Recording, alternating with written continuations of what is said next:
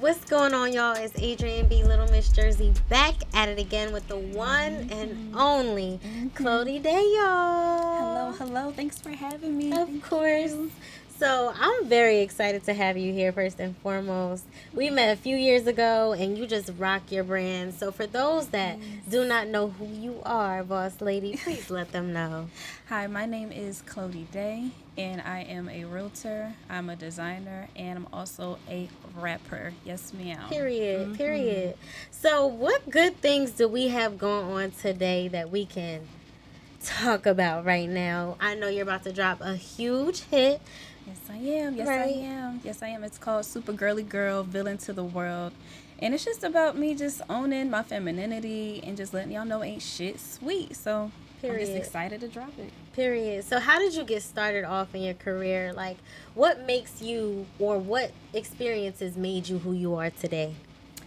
I guess just always just feeling the need to have to show up like as my full self and just never let anybody play with me, because I've always just been so extravagant, just so girly, and just so like, you know, not abrasive, but just like I just always just had a lot of confidence just as a child. Right. So my confidence just showed through like my clothing, and then my clothing, like it kind of like birthed like my music, and then now like I'm in a real estate, so I'm just trying to secure myself and just also just, take care of me, my family, my future. Right.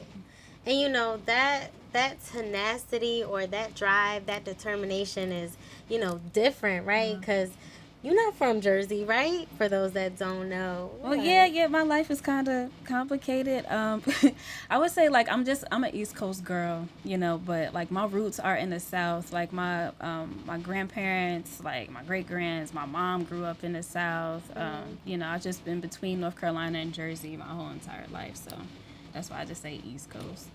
And that actually, now that I think about it, I'm like, Southern belles, like, they always have that stereotype, or people always have that expectation on them to be so sweet. And don't get us wrong, we are. You feel me? We're friendly, we're nice, until you get it twisted, right? So let's talk a little bit about the song and what it means to girls. It just means to constantly just like remain who you are. Never let nobody take you off your square. You can be as extravagant, you can be as modest, you can just be and exist. You don't have to pretend to be anything, just find yourself like between like the spaces. That's why like my name is Klody, just because like a cloud is just kind of like in between the space, you know what I'm saying? So I just like to create that like for me and the people that listen to me, Facts. Yeah.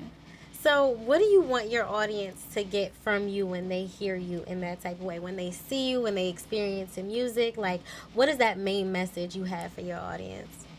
So my main message, I guess, like would be, or I don't even know if I have like a main message like per se.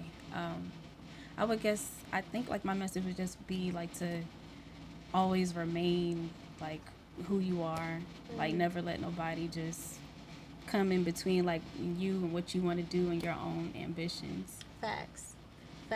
That's really important, being a boss woman, being independent. Like a lot of people think that we have to be like super vulnerable or submissive all the time, or we're just that damsel in distress type of like, come save me, I need my you. God, yes, I just want to, and yes. That's where we have to kind of draw the line sometimes, because we do have a backbone as women, and we show that in our work, our personalities, how honest we are, and just who we are as a person. So and I have a strong mother, and I have like strong like female influences, so I had like no choice like but to be a boss, you know what I'm saying? I'm sure you could probably say like the same thing like for yourself, because the way you carry yourself, like look, I always love that about you. You always carry yourself like with your head high, and you always, you have very like a lot of class about you. Thank you. That. Yeah, girls like us, we didn't really get a lot of chances to mess up or make mistakes. So when you see us in this, in our energy and who we are, that's what you're seeing in that time. You know what I mean? Like we come from a strong line of women that don't play that. So, we grew up not playing that, right? Even then I had to stop myself because I'm no, it is what it is. Abrasive? Yeah. Like, is it Oh, me? You know, because it happens sometimes. You don't want to come off as like unladylike. Yes, and that listen, I'm like the oldest girl. I have 3 younger sisters. So like I always just had to be the role model, had to be the one to do everything right. Never got to like color outside the lines, but I've always been like rebellious too. You know what I'm saying? So, I've made sure to make my message clear to those who look up to me. You know what I'm saying? But just know that I'm gonna get it in. Yeah. And I'm gonna do what I want to do. And, I guess that will also be another message of mine. Yeah. Do what you want to do. Do what you want to do. They're gonna talk about you anyway. Yeah. And they could say that that's being rebellious, but I mean that's just what you want. True. If everybody else can have their life, you can have yours too. And we mean that. So, especially as black women, you know what I mean? Yeah. As a black woman, people always want to paint us out as like being aggressive, dramatic, and this, that, and the third, but we just being us. Yeah. Like we always have to apologize for how we feel and how we react to whatever that's going on. Facts. Like sometimes or most of the time, like people don't understand like the severity of situations, So all we're just trying to do is just help. We always just have your best interests, Facts. So who are some artists that you look up to in the game? Because on this topic, it's that's your perspective. That's who you are as a person. And thank you for sharing that with us today. We really appreciate it. Of course. Thank you. Who are some women that you look up to in the industry, child? So I would say my favorite artists, I guess my favorite female artists are Aaliyah. I fell in love with Aaliyah, like just first off the rip. I remember being like 3 years old and just like loving like One in a Million. Like it sounds crazy, but I just remember it. You know what I'm saying? Because it's a really dope song, and I always loved like her swag. Like she was very carefree, like very just just in between. You know what I'm saying? Dominant, but super feminine. Facts.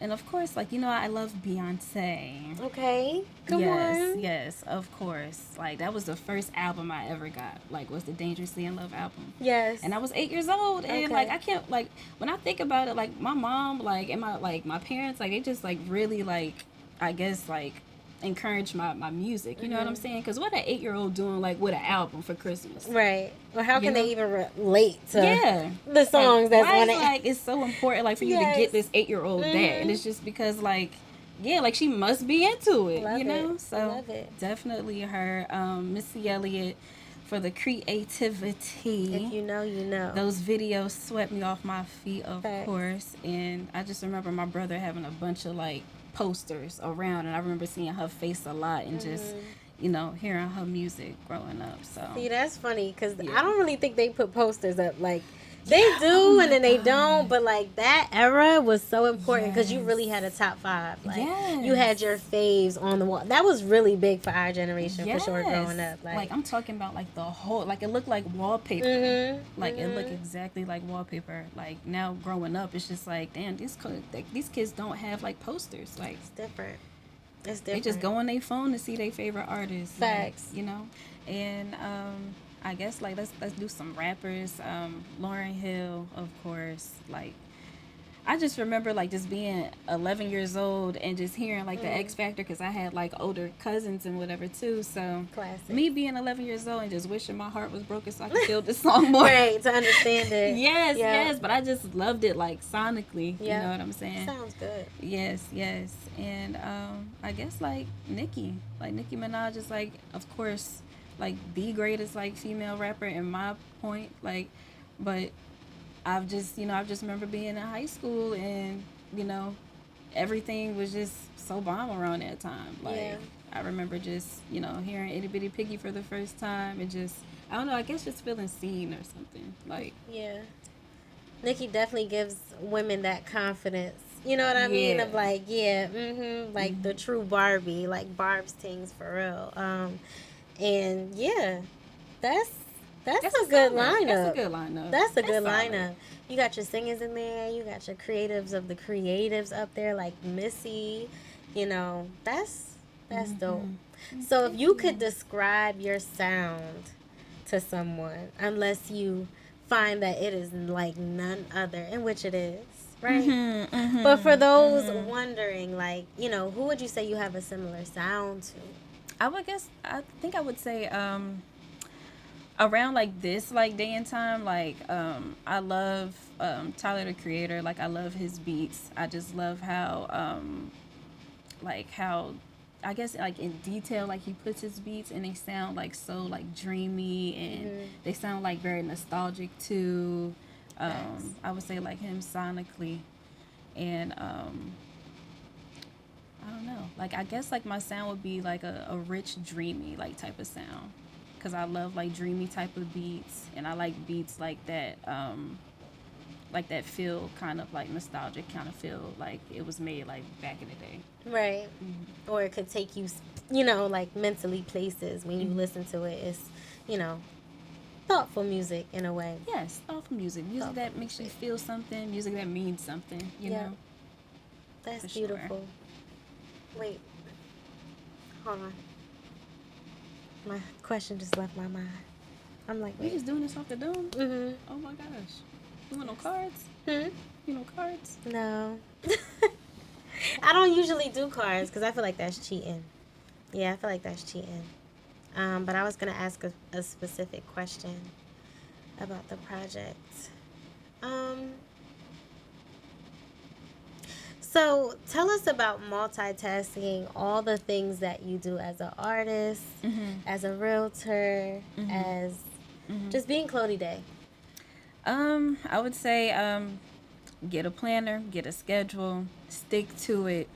You definitely need lots of type of like discipline. Like for me, like my disciplines are just going to the gym, me journaling. Like you have to do things to clear your mind and just to set yourself up for success. I'm not gonna say like I do everything all day all the time, but when it needs to get done, like it gets done, and that's just something that like I'm happy with about myself because you know, I don't apply myself to anybody else's schedule. Like I create my own, and that's why I'm into the things that I'm into. Facts. Yeah. I'm thinking now, I'm like, it is hard juggling so much and on, a real type of time. We don't sugarcoat anything. We go and keep it real with you. No, we don't. What would be some advice that you had if artists are facing a burnout or just, a creative rut? Like, how do you get yourself out of that besides, like, self-care? What would your advice be? Just literally just try to just, like, delete yourself, like, from the world. Just block out everything. Don't get on your phone. Like, not for nothing. Like, you don't have to answer, like, every family member call. Like, sometimes, like, you just need your own mind. Like, just get into your own space. Get into your own bag. Start doing things that feel like you again. Like, there's nothing else, like, worse than just roaming through life just on autopilot. For me, I like to be alert. I like to be present. You know what I'm saying? So anything that's just distracting me and I can't be my fullest self, like, it just has to go. Yeah. That's real talk. That's really good advice because sometimes it's necessary. Like, you have to do that. It's okay to think we're strong beings and we can handle any and everything, but realistically, you do not want to burn out because it can hurt you even worse than, just taking that break or being honest or whatever is on your heart, releasing. And I love my loved ones like no less, you know? But, I expect for you to do the same thing. I would never just expect for somebody to just always just pick up the phone for me or just always just come there when I say it right then and there. You know what I'm saying? Like, not for nothing. Like, you can't be that much more important in somebody else's life. Like, they have to be the main character in their life. You know what I'm saying? They do.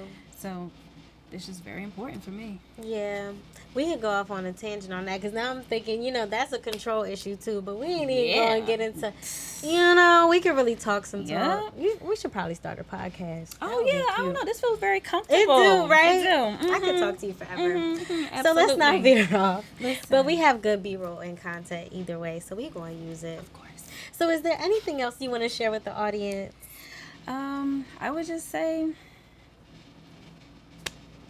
I don't know. Everybody take your fucking space. Take your space. Don't let nobody play in your face. Take your space. Yes. Yes. Because it's here for you. You not a mistake. You know what I'm saying? Like, you here. Like, you living this life. Just stand up. Yeah. Stand up. 10 toes. Girly Girl and a Villain to the world. What is it? Come on. Girly Girl. Villain to the world. Super coming out on Friday. Villain to the world.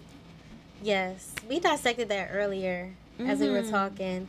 But let them know once more where that name came from and what you mean by that. I just say, like, to honor your femininity, honor, like, who you are, like, how you grew up. You know, if you are, like, more masculine, honor that. And whatever it is, just let it be. Like, for me, I just grew up girly, and I just know from this perspective, like, you're always just made out to be a fucking villain. Like, so just honor who you are. If you the bad guy, just be it. You're not a good guy in everybody's story. It's fine. Life goes on. Facts. So, y'all, this is Adrian B. Little Miss Jersey and the one and only Klody Dei. Thank you guys so much for having me. Thank you for coming, boo. We appreciate so you and your patience. Thank you, of y'all, course.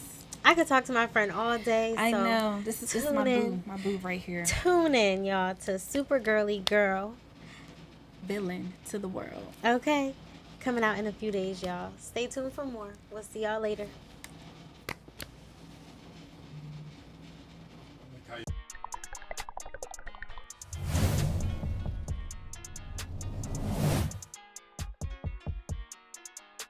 We are Jersey. We are Jersey. We are Jersey. We are Jersey. We are Jersey. We are Jersey. We are Jersey. We are Jersey.